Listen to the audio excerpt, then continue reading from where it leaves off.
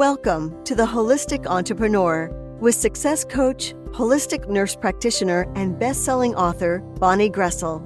Bonnie shares inspirational and enlightening content to educate, empower, and facilitate well-being while nurturing the mind-body-spirit connection. This boost of positive energy will help you manage stress and make the most of your life, allowing you to thrive in the new normal.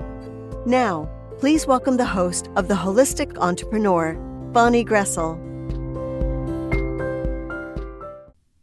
Welcome, everyone. This is your host, Bonnie Groessl, here at The Holistic Entrepreneur. Now, today we're going to begin talking about the mind-body connection. More on that in a moment. But first, I want to welcome you. I am so grateful that you are sharing your valuable time with me today. I so appreciate you. So if this is your first time listening, welcome. And if you've tuned in before, welcome back. I hope that you find this will be another valuable episode with tips and insights to help you toward enhanced well-being. And I always want to remind you that the information presented here is educational, inspirational, and motivational in nature. I want you to just take what fits for you and simply let go of the rest. This show does not intend or imply to be a substitute for professional medical advice, diagnosis, or treatment either. I always want to start every show with that little reminder for all of us. And as always, the other thing that I want to do on this show is to remind you to just stop. To just stop and take a moment for yourself. To breathe, but to breathe with intention. Noticing your breath. I mean, we have to breathe anyway, but we so seldom notice it. So just stop and take this moment for you. Now, if you're driving a car or you're in a place where you can't do that, make sure you do it later. I don't want you to have an accident if you're listening in the car.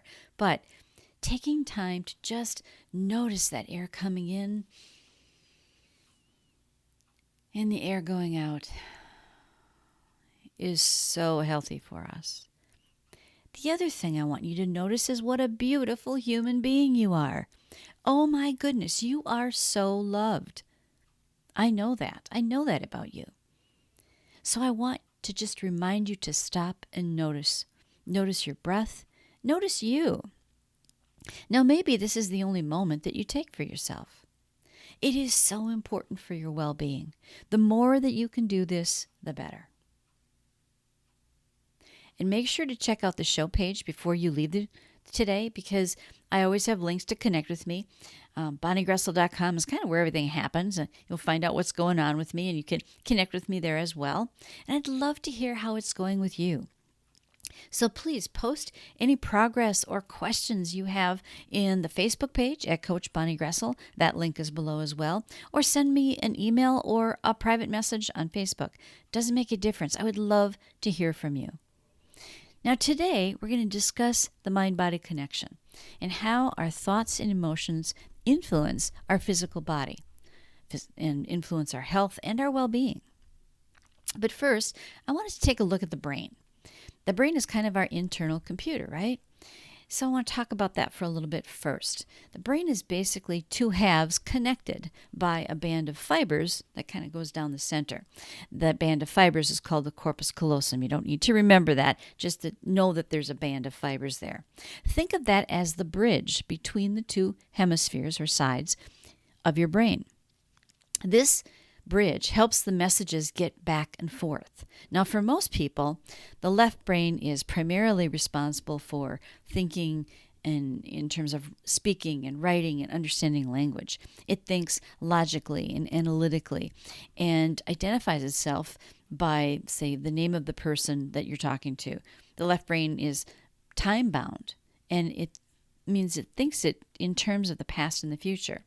Whereas the right side of your brain, the right brain, in contrast, thinks differently. It thinks in pictures and sounds and feelings. The right brain is timeless. It only knows now, right now. The left brain analyzes and takes things apart, while the right brain synthesizes and kind of puts things back together. The left brain is a more logical thinker, and the right brain is more in tune to emotions. The left brain is more concerned with the outer world of culture, agreements, business, and time, where the right brain is more concerned with the inner world of perception and physiology and form and emotion and intuition. The left brain is responsible for logical thinking like math and driving and using a computer and solving a puzzle. And these activities require logical thinking and problem solving. We live our lives day to day without realizing what our brain is doing and what both sides of the brain is doing. The right brain has a special relationship with emotion and imagery. And that's really helps that mind-body connection to really be strong. Now, many studies have shown that the right brain recognizes emotion in facial expressions, in body language, in speech, and even in music. This is critical because emotions are not only psychological, but they're also physical states. Communicating with the subconscious happens automatically, but it isn't consciously. As we go through life, certain experiences shape certain beliefs in our minds without us even realizing it. These beliefs become conditioned responses. We don't even realize that they're programs. So, for example, let's say a dog attacked you when you were young, when you were a little kid. This experience had such an effect on your subconscious mind that to this day, you might still be afraid of dogs.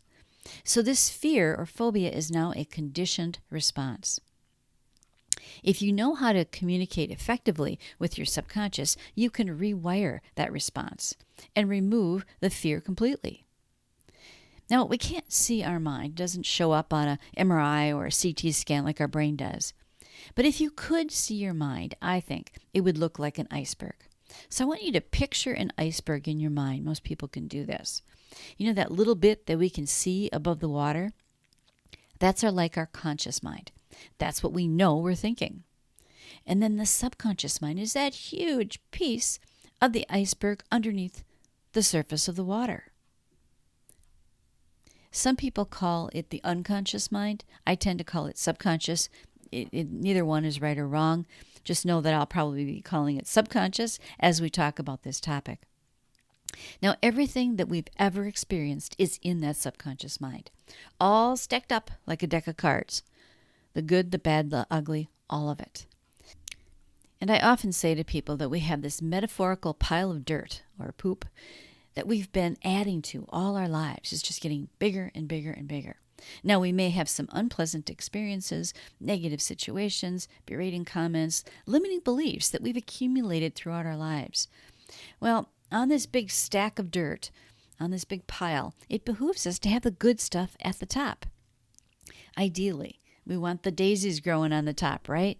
So current research shows that about 90 to 95% of what we say, do, think, and feel every moment of every day is influenced by what's at the top of the stack in your subconscious mind. The good stuff, if the good stuff is there, that's awesome. But more than likely, it's probably a little bit buried. So think about what's at the top of your pile. The conscious mind sets goals. It thinks abstractly, and it's either in the future or the past. It's, time bound. It has that limited processing capacity. Short-term memory is approximately 20 seconds. So if it takes you more than 20 seconds to walk into a room and you forgot what you were going to do in that room, don't feel bad, because if you were distracted, your short-term memory gets even shorter. The conscious mind stores 1 to 3 events at a time and averages about 2,000 bits of information per second. Now, that's a lot of information, but it's nothing compared to the subconscious mind. The subconscious mind, which is most closely related to the right hemisphere, as we talked about, is more habitual, more like autopilot. It actually is your autopilot. It monitors all the operations of the body, your heart rate, your digestion, your breathing. It also thinks literally, like a small child. We'll talk a little bit more about that later. It keeps whatever's working so that we can walk, sit in a chair, go about our day.